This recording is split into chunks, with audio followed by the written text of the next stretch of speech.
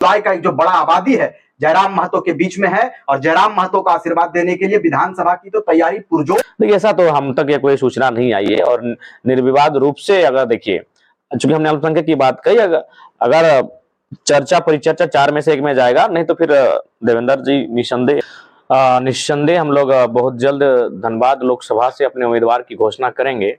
हम लोग चूंकि बाकी दलों ने पुष्टि कर दी है, कुछ एकाध दल बचे हैं, उनकी पुष्टि करते ही हम लोग धनबाद लोकसभा से अपने उम्मीदवारी की घोषणा करते हुए दिखेंगे। उम्मीदवारों को लेकर काफी रायशुमारी की जा रही है, काफी चिंतन मंथन किया जा रहा है और अंतिम निष्कर्ष पर पहुंचने से पहले हम लोग तमाम गतिविधियों को देखते हुए सारी चीजों को आत्मसुमार करते हुए हम लोग इस मगर मैं ईमानदारी पूर्वक कहूं तो बिल्कुल रिजवान दा एक बहुत बड़ा चेहरा है, हमारे बड़े भाई हैं, लेकिन आपको कभी कभी यथार्थ होकर सोचना चाहिए। क्योंकि देखिए, हमारे पास जितने भी नौजवान हैं 18 से 25 साल के, वो भावनाओं से भरे हुए हैं और राजनीति भावनाओं से नहीं, राजनीति रणनीति से जीती जाती है और रणनीति बनाकर ही राजनीति में स्थापित किया जा सकता है।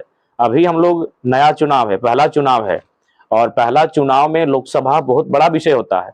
लोकसभा के विषय अलग होंगे, लोकसभा का माहौल अलग होगा, लोकसभा की चर्चे अलग होंगे। अगर धनबाद और गिरिडीह में दोनों दिन अगर 15-10 दिन के अंतराल में अगर चुनाव होता तो निसंदेह रिजवान दा धनबाद से ही चुनाव लड़ सकते थे। लेकिन देखिए, यथार्थ की अगर आप सोचेंगे तो अगर हम लोग दोनों अलग अलग लड़ते हैं, रिजवान कहीं और से लड़ेगा, जयराम कहीं और से लड़ेगा, तो हमको लगता है कि दोनों जगह हम लोग को नुकसान होगा, किसी सीट को हम लोग निकाल नहीं पाएंगे।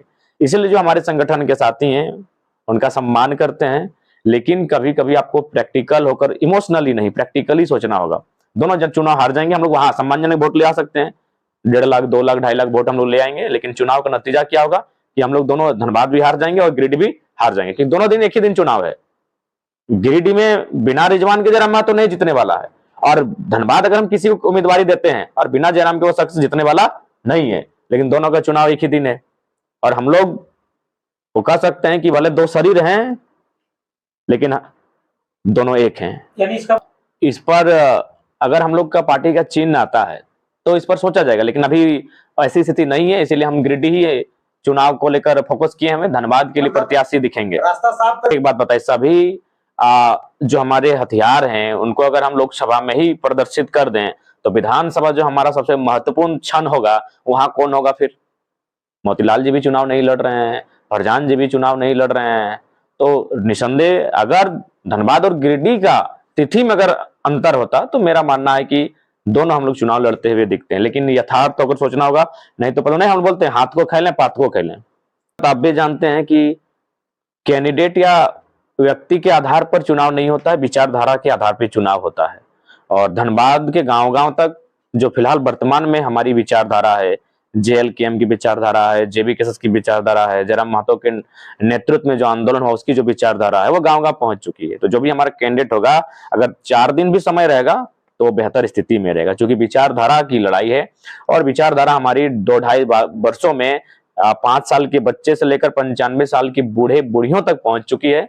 इसीलिए कोई विशेष असुविधा नहीं होगी। आए हैं और उसी बीच आप लोग का आगमन हुआ तो घोषणा को ही चर्चा परिचर्चा करने को लेकर ही आज आए हुए थे और ये स्वयं ये कहते हुए इन्होंने ही कहा कि आप कह दीजिए कि ये बड़ा भाई छोटे भाई के साथ छत्र छाया बनकर गिरिडीह में रहेंगे और फिलहाल ये, तो इसीलिए हम लोग आज यहाँ आए हुए हैं। निसंदेह हो सकता है, हाँ, रिजवान दा भविष्य में हमारी जो विधानसभा होगा इसके ये मुख्य चेहरा होंगे, क्योंकि मान के चले अगर हम लोकसभा चले जाते हैं तो फिर राज्य में विधानसभा का चेहरा कौन बचेगा?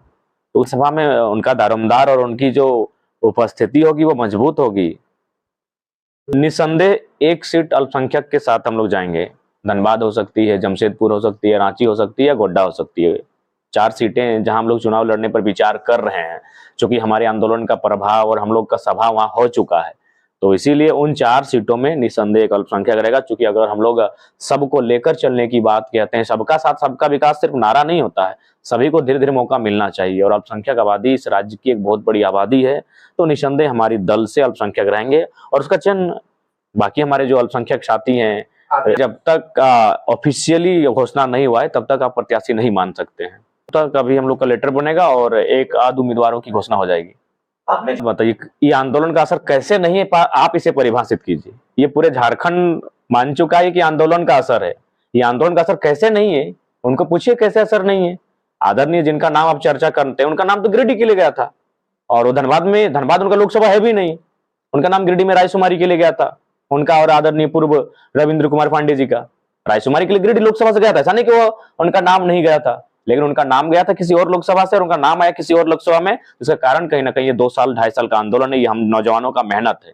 खैर विचारधारा भिन्न है, पार्टी की विचारधारा हमारी विचारधारा भिन्न है, लेकिन हाँ ये चीज एक माहौल है चर्चा का कि मैंने जो लोग खतियान की बात नहीं करते थे आज वो खतियानी उम्मीदवार की ओर फोकस कर रहे हैं। चतरा में